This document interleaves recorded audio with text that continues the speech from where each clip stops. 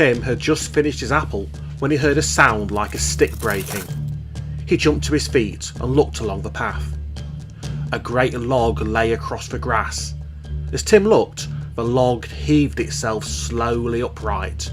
2 long bare branches reached out to bar his way. 2 green eyes opened in the stump, shining under the dead branches. The log moved slowly towards Tim. For a moment, Tim thought of crossing the canal by the lock gates, but then he remembered what Melinda had said. You must keep on this side of the canal. Don't come by the road, and whatever happens, don't cross the water. He must do what Melinda said. The stump moved nearer. Tim's hand went to his pocket. He waited until it was so close that he couldn't miss. Then, as a long bare branch moved towards him, he pulled out one of Melinda's silver coins and threw it at the stump as hard as he could. As the coin hit the stump, there was a flash of fire, and the wooden stump fell to bits. It lay on the path, burning brightly. Tim ran forward. He jumped across the burning wood and tore on down the path. He ran a long way before he stopped to look back. The wood on the path was still burning, but there was no sign of any other Stump People. The Stump Man must have gone somewhere, thought Tim. The Stump People use wood as we use clothes. The Stump Man has lost his stump, but he's not dead. I don't expect he's even hurt. He can easily find another stump. It wasn't a very comforting thought. He looked carefully along the path. The path was empty. It lay before him in the moonlight, with the canal and the dark trees to one side and a field on the other. The sky overhead was bright with stars. The moon shone down. There was no wind, and it was very still. Tim set off along the path in the moonlight. He hadn't gone very far when he stopped again. He thought he saw a light somewhere among some trees on his right. There was a clump of tall pine trees by the path. Tim suddenly remembered the storm. The cottage must be there again. He crept silently along the path. He had passed the cottage when he heard the sound of feet running behind him. Tim stopped and looked back. The little man with glasses was running along the path after him in the moonlight, and at his side was a big black shadow. The shadow came out into the moonlight. For a moment, he thought it was a large dog. Then suddenly he knew what it was. It was a wolf. The little man stopped as Tim turned towards him. Tim could see that he held the wolf back on a light chain. The little man bent down and snapped the chain open. The wolf leapt forward. Tim's hand went to his pocket. The silver coin hit the wolf full in the chest. There was no fire this time. The wolf seemed to flatten out suddenly and fall to the earth like an empty shirt blown off a clothesline. The wolfskin rug lay on the path. The little man turned and ran off into the trees. Tim stood there watching for a minute or two, but the little man didn't come back. Tim wondered what he must do.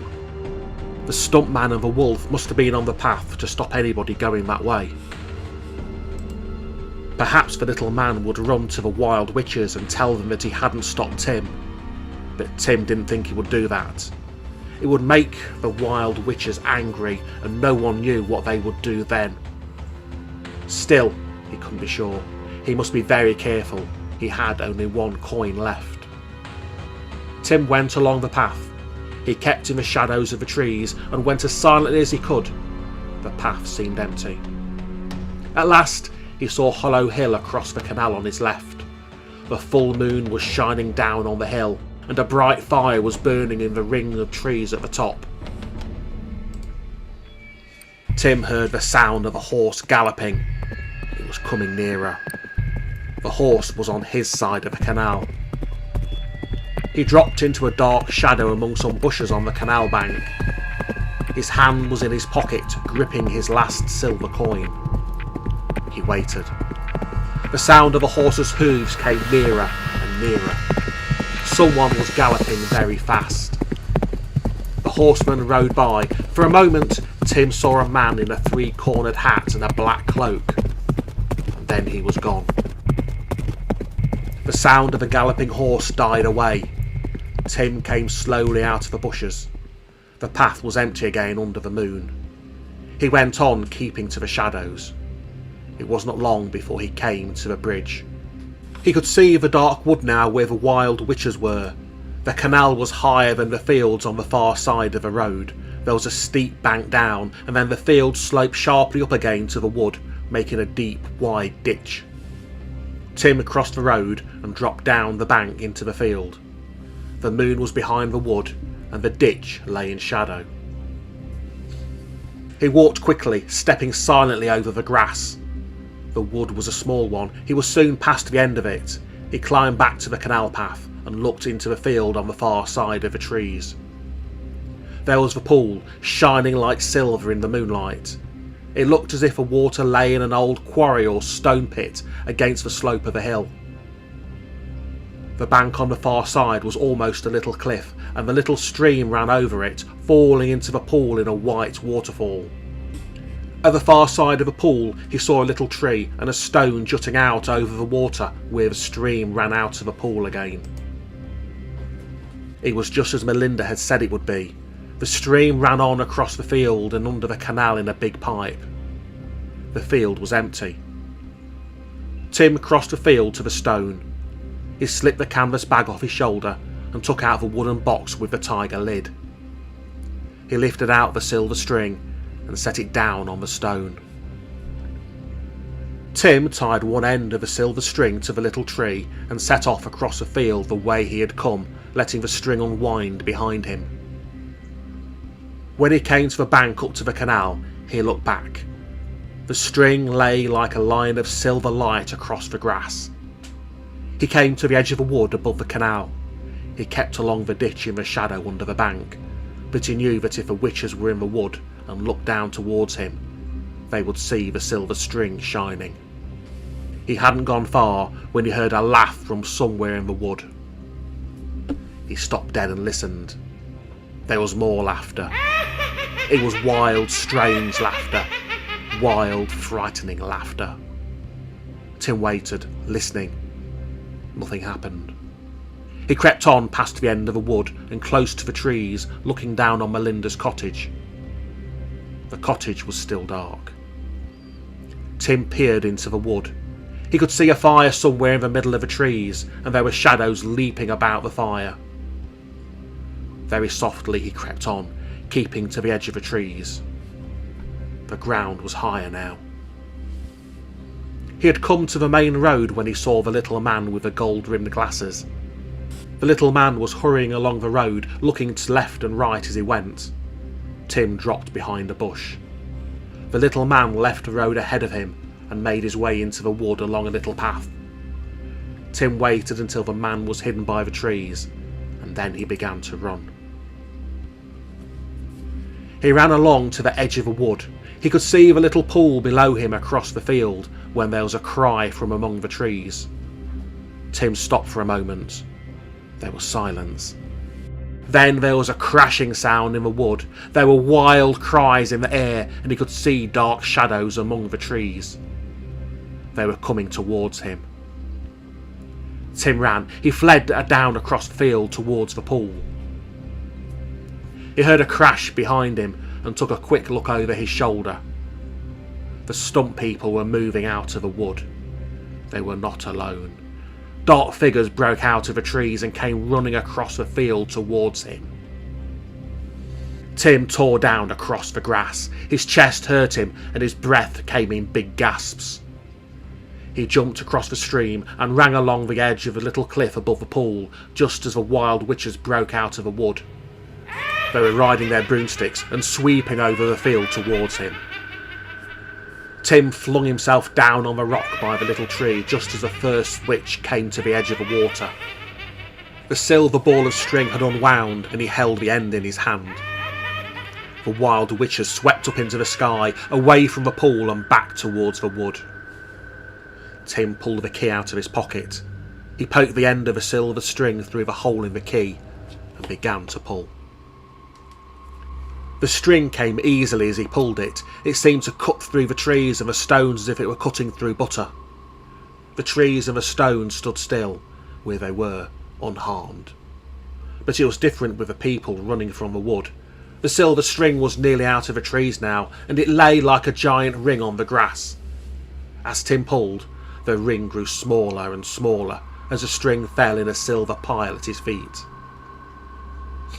The people inside the closing ring rushed against the silver string again and again as if they were trying to cross it, but it seemed like a wall or an electric wire which flung them back.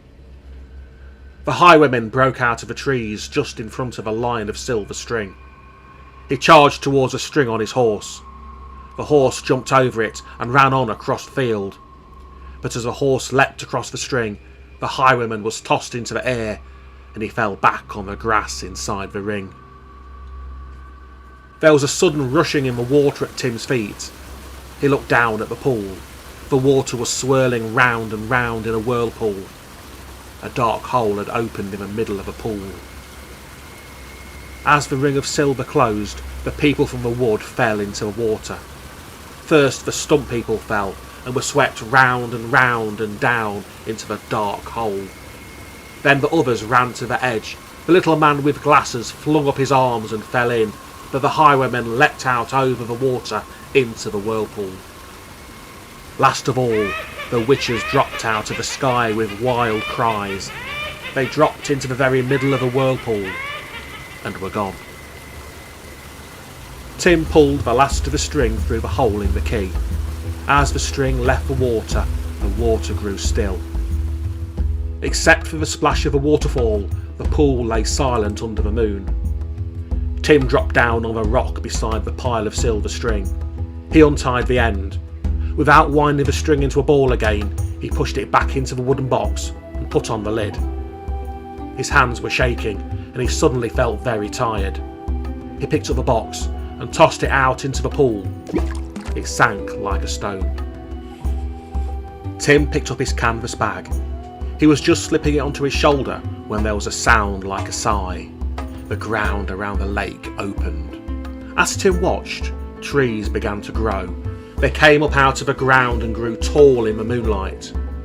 There was an oak tree across the water and some hawthorn trees beside it. A stumpy willow grew from the ground by the rock. To his right, Tim saw 7 silver birch trees with white trunks glistening in the moonlight. A little wind blew across the grass and the leaves rustled and rustled as if the trees were whispering among themselves. "The whispering trees," said Tim softly. "They have all changed into the whispering trees." Tim was very tired as he made his way back along the canal bank. He passed the bridge and the trees that had hidden the cottage. He didn't even look into them. He knew that the cottage wouldn't be there. The sky was getting light when he came to the lock gates. A figure was sitting on them. The figure got up as he came along the path. It was Aaron. "Hello, Tim," said Aaron. "Are you all right?" "Yeah," said Tim. "They've all gone. Everything's all right now." "There's an early bus back into town along the main road," said Aaron. "I looked it up. Come on." They climbed together over a gate and walked up the field to the main road. Aaron didn't ask any questions, and Tim said nothing as they waited for the bus. He was too tired. He would tell Aaron about it tomorrow, not now. He knew Aaron understood. The bus came and they climbed in together. It was still very early when they said goodbye at the back gate of Tim's house. Aaron went off along the lane and Tim slipped in at the back door. No one was up. He climbed slowly up the stairs to his own room and opened the door. Captain Jory was sitting in the wooden chair waiting for him. "Well, Tim," said Captain Jory, "you've seen the last of the hidden people in the yard. We're back in Hollow Hill again. Your friend Aaron can live in the old house now. We shan't want it. Now, Tim, the key." Tim said nothing. He pulled out the key and gave it to Captain Jory. As the key left his hand, Captain Jory began to fade. The sun shone in through the window. Captain Jory had gone. "Well, that's the end of them," said Tim. He was just going to throw himself down on the bed when he remembered the 3rd coin. He pulled it out of his pocket. It was shining brightly. Tim looked at the coin for a moment and then pushed it back into his pocket with a laugh. "The end of them," he said aloud. "I wonder." He lay down on the bed and fell asleep.